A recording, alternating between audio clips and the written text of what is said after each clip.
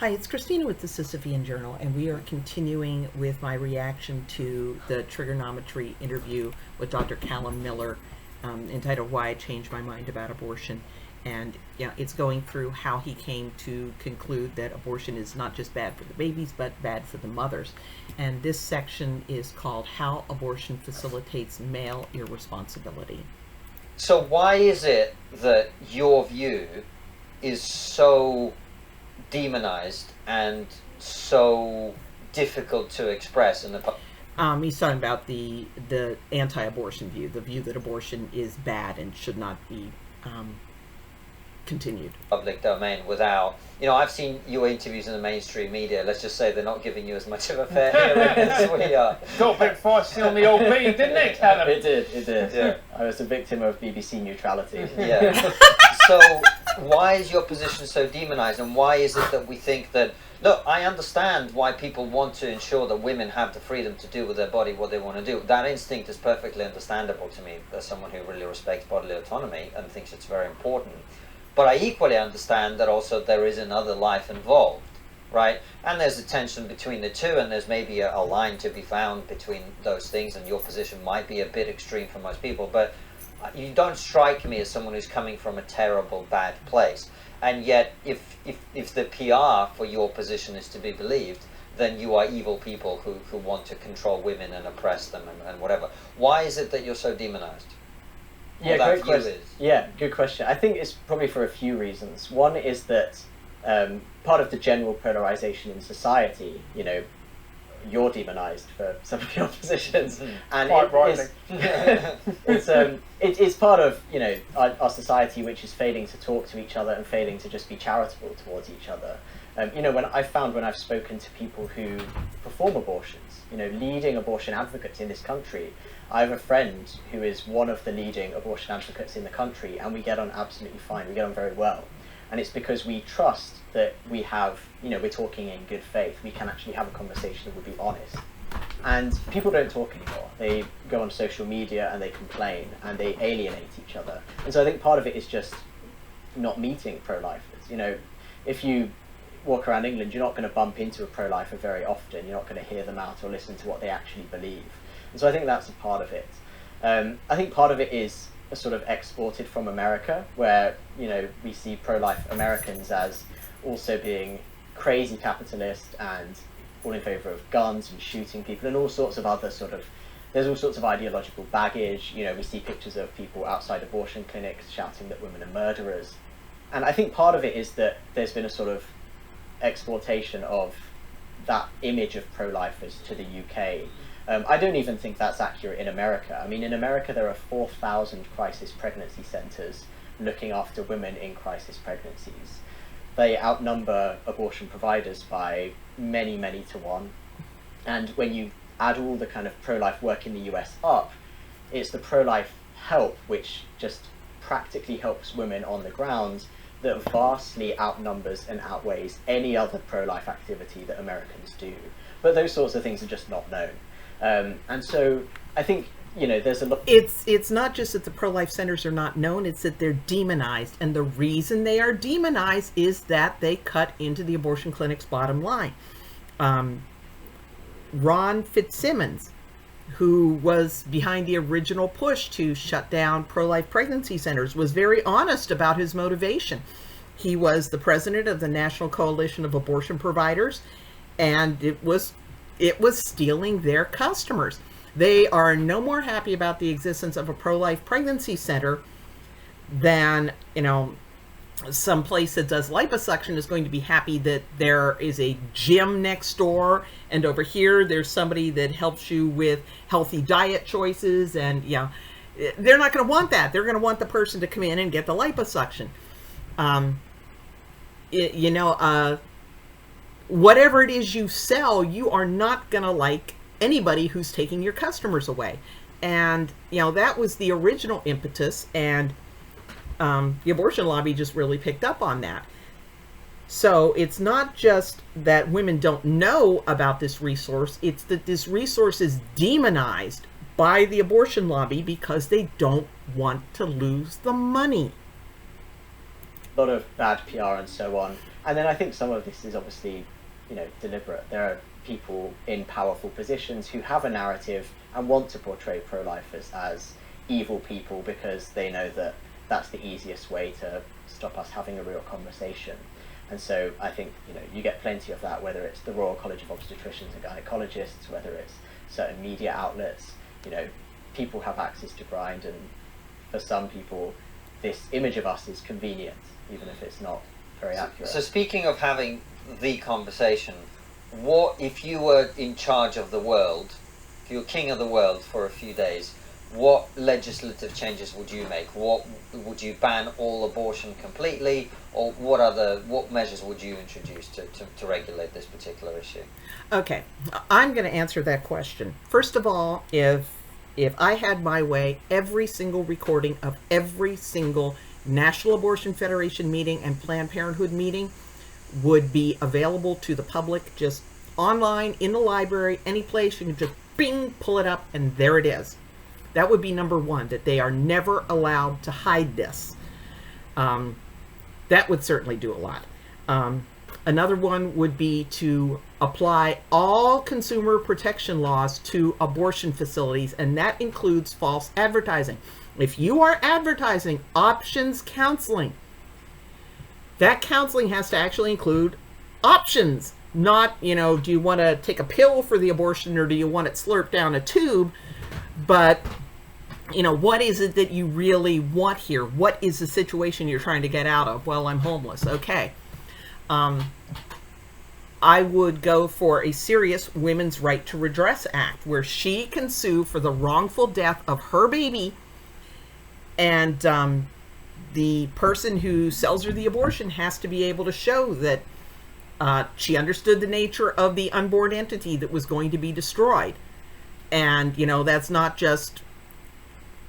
I don't think, well, she signed the consent form. Well, did she fully understand? Okay. Did you explore with her? Do you, okay, this entity has a heartbeat. Do you consider that killing a baby? Here's ultrasound. Here's a picture of a fetus at that stage. Okay, your baby has this diagnosis. This is the prognosis. If they can't show that clearly, then they can be sued for the wrongful death of that baby. And I think just that one thing, she can sue for the wrongful death of her child unless you can show. And I don't want the pro-lifers to have anything to say about, well, you have to tell her this, you have to tell her this, you have to tell her this, you have to tell her this. Whatever it is that she wasn't told, you better have evidence that you told her that. If she goes in and she said, I had no idea the effect that this was going to have on my future childbearing, and that this made me at risk to future premature infants, and now I had a premature delivery and this baby's got health problems, and you didn't tell me I was risking my future babies. Anything that woman might find out that would make her not want to have that abortion, if you can't show that you told her that, she should be able to sue you for the wrongful death of her baby. I think that alone would totally cripple the abortion industry, and the only abortions that would be happening would be the occasional one where the woman actually does have a relationship with the doctor and he trusts that she's not going to sue him.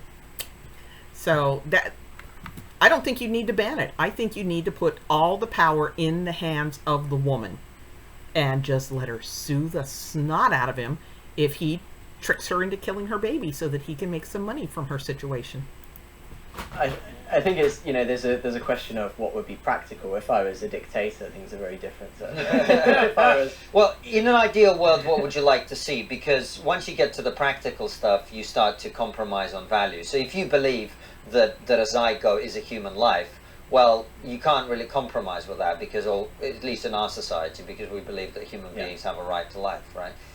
So what I would say is that in an ideal world, I would want no woman to ever feel like she wanted or needed an abortion. No, but when I said in an ideal world, what I mean is where you could enforce a law that you believed was correct. I don't think you're going to get ever to a position where no woman wants to have an abortion. That's right, but I do think actually you can put in place laws which help get to that position. I think, yeah, obviously there will always be situations, desperate situations, where a woman feels like she wants and needs an abortion. I don't think the situations where women would have abortions are going to be the desperate situations. I think it's going to be the kinds of women we see on TikTok who are dancing and celebrating their abortions, that this is fine by them, that in fact they know it's a baby and they want that little sucker to die. I think that the most callous women are the ones that will still be having the abortions. That's just my theory. What I would say is that you can get to a point where that's very few women. How? So I would say you have to think that the approach that we have here is that both lives matter in this situation. I think it's inhumane to take away that option from women, putting the burden of pregnancy on her while at the same time walking away from her and expecting her to shoulder that burden herself. So I would say we have to have responsibility from society, that they gather around women and support women who feel like they need an abortion. So to give them the practical materials, the relationships, the support that she needs to go through that pregnancy. There should also be support from the father. And one of the things that we haven't spoken about is, in my view, the way that abortion has facilitated male irresponsibility. There's actually a really interesting paper from a Nobel Prize-winning economist, George Akerlof, and his wife, who is actually President Biden's Treasury Secretary. And this is from the 90s, where it was a bit less polarized, but not very much. And what they said is that since abortion in the 1970s, what that has done is effectively, it has allowed men to say to women, because this is now your issue, because you are now the final arbiter of what happens to this baby, if you choose to keep the baby, it's on you. So I don't have any responsibility because it's your choice to keep the baby. Previously, the man should, or at least usually would, feel a responsibility. I've done this, I have a responsibility to the mother and to the child. And that completely vanished in the 1970s. And what they said is, before the 1970s, you had people being lifted out of poverty, you had children being lifted out of poverty, and you had high rates of families staying together. Once you had widespread abortion, because of that mentality, men disappeared. But that doesn't make it easy for women, because it's not as if a woman can just trivially say, oh, well, that's fine, I'll just have an abortion. Abortion is a hard thing for a woman to go through in most cases, almost every case. And so when you had that situation, men were deserting women, and you had women being forced to either go through a traumatic abortion by themselves, or in many cases, most cases, raise the baby by themselves. And what you found is that at that point, rather than women being liberated to achieve more in their careers, which it allowed that for some women, the women at the very bottom of society, who didn't have those kind of illustrious careers to look forward to without a child, they were the ones who were left with a child and without a partner to help them look after the child. And so what you found is that the rate of women in poverty massively increased, the rate of children in poverty massively increased. This was far worse among the working class population, and it was far worse among ethnic minority populations.